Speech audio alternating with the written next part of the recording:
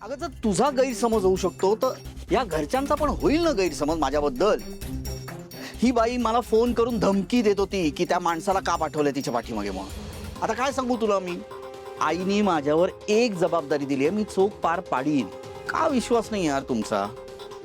आणि हे बघ, मी ऐश्वर्याशी आजच बोललो, माझा आणि तिचा काही एक संबंध नव्हता. हे ना मला पटवण्यामध्ये माझी एनर्जी वेस्ट करायची नाहीये, म्हणून मी कोणाला सांगत नव्हतो. कळलं का तुला. आईला जर हे अर्धवट कळलं किंवा तिचा गैरसमज झाला, ती आयुष्यभर मला माफ करणार नाही. कळतंय का तुला. सॉरी, मी तुमच्यावर उगाच संशय घेतला. पण आता तुम्ही मला सगळं खरं खरं सांगितलं ना, आता मी ही गोष्ट कोणालाच नाही सांगणार. प्रॉमिस. नका काळजी करू. तू काळजी करू नकोस. मी आता ताराला भेटायला चालले जरा. एकटी. एकटी नाही, सावली आहे माझ्यासोबत. नका काळजी करू. लगेच जा. तेवढं आहे ना सावली, मग काही प्रॉब्लेम नाही. नीट जा रे. येऊ.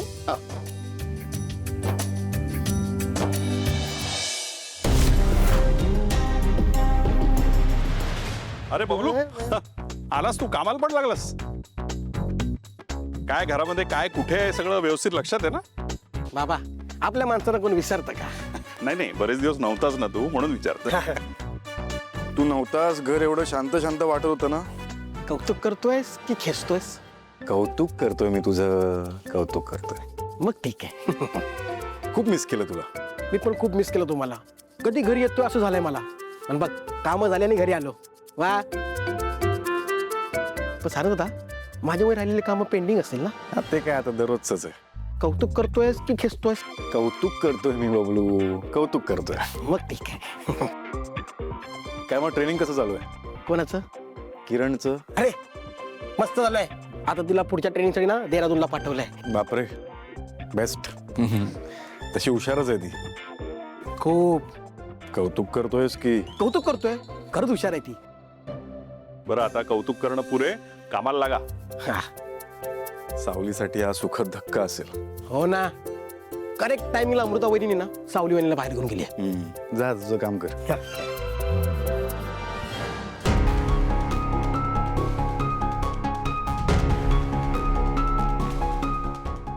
तारा.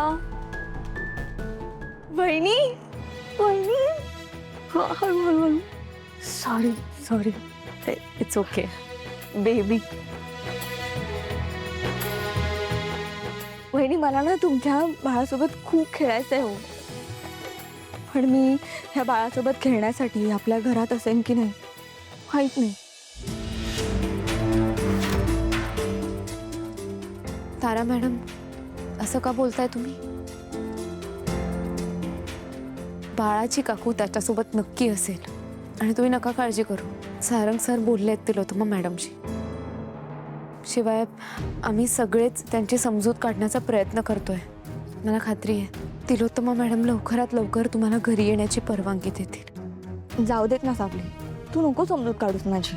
आधीच खूप त्रास होतोय मला आणि त्यात तू माझ्या जखमेवर मीठ नको चोळू. तारा, तुझा राग कळतो आम्हाला, पण तुलाही माहिती आहे ना, हे सगळं सारंगने तुला त्रास व्हावा म्हणून नाही केलेलं. हे सारंगने का केलं माझा त्याच्याशी काही संबंध नाही. पण या सगळ्याचा त्रास मला होतोय ना. मी एकटी पडले.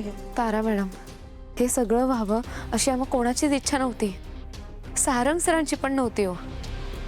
पण तुम्हाला माहिती आहे ना, तिलोत्तमा मॅडम किती कडक आहेत. त्यांना खोटं नाही सहन होत. आणि हे सत्य कळल्यावर त्यांना राग येणं खूप साहजिक आहे. हे बघा, हे जे काही झालं ते खरंच खूप दुर्दैवी होतं. पण यात दोष कोणाचाच नाही आहे. तुम्ही दोघेही शांत व्हा, सगळं नीट होईल. खरंच वहिनी अगदी बरोबर बोलताय तुम्ही. आणि तारा मॅडम, तुम्हाला या सगळ्या गोष्टींचा राग येतोय मान्य आहे मला. पण तुम्ही हे सगळं चुकीच्या पद्धतीने घेताय हे पटत नाहीये मला. मी नका काळजी करू, आम्ही आहोत ना सगळेच तुमच्यासोबत. आणि मला खात्री आहे तिलोत्तमा मॅडम तुमचा स्वीकार करतील आणि तुम्हाला लवकरात लवकर घरी घेऊन येतील. नको काळजी करूस.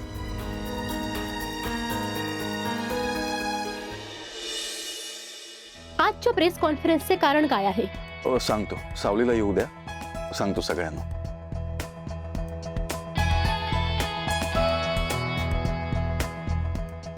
बसते. सावली ये. बस इथे. अहो हे सगळं काय आहे? सांगतो, सगळं सांगतो. मॅम, नुकत्याच झालेल्या शोमध्ये तुमचा सुरेल आवाज आम्ही ऐकला. याआधी तुमचा आवाज मी ऐकला होता, पण चेहरा मात्र वेगळा होता. इतक्या वर्षात तुमचा आवाज कोणीतरी आपला आवाज म्हणून सांगते. याबद्दल तुमचं काय म्हणणं आहे? तुमची काय प्रतिक्रिया आहे? माफ करा, मला त्याबद्दल बोलायचं नाही आहे. कारण ज्या परिस्थितीत मी हे केलं किंवा त्यांनी मला करायला लावलं, ती परिस्थिती वेगळी होती. पण तरीही इतकी वर्ष तुम्ही हे गुपित लपवून ठेवलं, त्याचं तुम्हाला वाईट नाही का वाटत? वाटतंय वाईट, प्रत्येक वेळी वाटत होतं. पण जशी परिस्थिती येत गेली तशीच मी वागत गेले. ही गोष्ट तुम्ही तुमच्या नवऱ्यापासून म्हणजे मिस्टर सारंग मेहेंदळे यांच्यापासूनही लपून ठेवली होती. बोल. हो, योग्य वेळ आल्यावर सांगणार होते मी. त्याच योग्य वेळेची वाट बघत होते. पण तरीही तुम्ही सांगितलं नाही. पण ते सत्य मी जगासमोर आणलंय ना. हे बघा राहू दे, पण मी तुम्हाला ज्या कारणासाठी बोलवलंय, एक अनाउन्समेंट करायची आहे तुम्हा सगळ्यांसमोर, म्हणून तुम्हाला इथे बोलवलंय. ती अनाउन्समेंट करतो. अनाउन्समेंट? कसली अनाउन्समेंट सर? हे बघा, तुम्हा सगळ्यांनाच कळलंय की तारा वझेच्या चेहऱ्यामागे सावलीचा आवाज आहे. सावली एक उत्तम गायिका आहे, हे जगासमोर आलेलंच आहे. तर सावलीला नव्याने जगासमोर आणण्यासाठी आम्ही एक गाणं रेकॉर्ड करतोय तिच्या आवाजात. आणि हे पण मी सांगू इच्छितो की पुढचे सगळे कॉन्सर्ट्स सावली स्वतः करेल.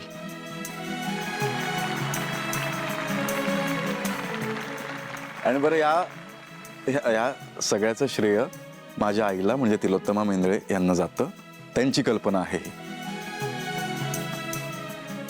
नाही, ही काही माझ्या एकटीची कल्पना नव्हती. ही माझ्या संपूर्ण कुटुंबाची कल्पना होती. मग कॉन्सर्टचे डिटेल्स कधी कळतील आम्हाला? डिटेल्स शेअर करतो मी. आमच्या माहितीनुसार जेव्हा तुमचं लग्न झालं होतं तेव्हा तिलोत्तमा मॅमनी तुम्हाला सून म्हणून स्वीकारलं नव्हतं. पण आता तुमचे सगळे कार्यक्रम त्याच अरेंज करतायत. याचा अर्थ काय? त्यांनी तुम्हाला सून म्हणून स्वीकारलंय का?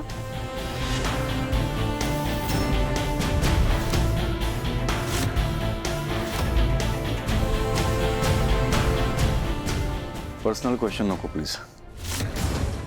मला वाटतं जी अनाउन्समेंट मला करायची होती ती अनाउन्समेंट केलेली आहे, बस. तर मला असं वाटतं की आपलं काम झालं आहे. हां, पुढचे सगळे जे डिटेल्स असतील बबलू तुम्हाला देईलच. बाकी काय विचारायचं असेल तुम्ही त्याला विचारा. ठीक आहे, थँक्यू.